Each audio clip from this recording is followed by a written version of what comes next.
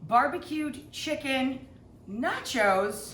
Per person, per portion, 6 to 8 ounces of boneless, skinless chicken breast or chicken thigh. To poach any protein, you want to add liquid just to the top of the chicken breast or the piece of fish, any protein, whatever it is you're poaching, just to the top. Bring it to a gentle boil, low rolling boil, and then cook it low and slow at that simmer pace until it's cooked all the way through.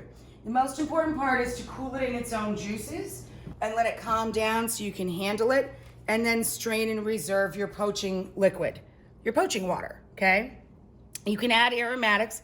You can add fresh bay, some herbs if you like, but basically all you need is a good sprinkle of salt once it comes to a bubble, and water. So I just chopped up a little, 2 slices, chopped it up nice and fine, threw it in a big old skillet over pretty low heat, medium heat.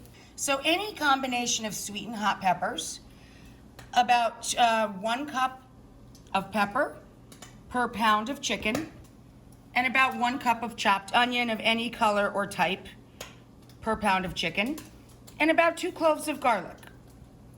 We're gonna sweat that first and let it cook out a little. This case in the drippings of the bacon, and if you don't wanna use bacon, just add a couple tablespoons of olive oil or butter. Now that the veg is in there, I'm gonna add a little garlic because that'll keep it from burning. It's all sweating out together. When we start guacamole or salsa, the real key is to let the onions and the chili peppers, jalapeno and onion, and I always add a little garlic, sit in lime juice, squish this lime, and a little salt so we get all that good juice. Look at all that juice. That juice is flavor. So it's been breaking this down for a few minutes now, the onions and the chilies. And then we're gonna just pop our ripe avocado into the bowl. Whoop. And now you can add a little bit of cilantro if you have it on hand, or a sprinkle of dry coriander. There's our guac. Let's go check out how we're doing in the skillet. These guys look good.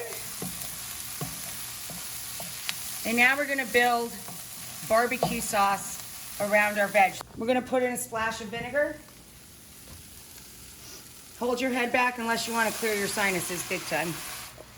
A couple of tablespoons of Worcestershire.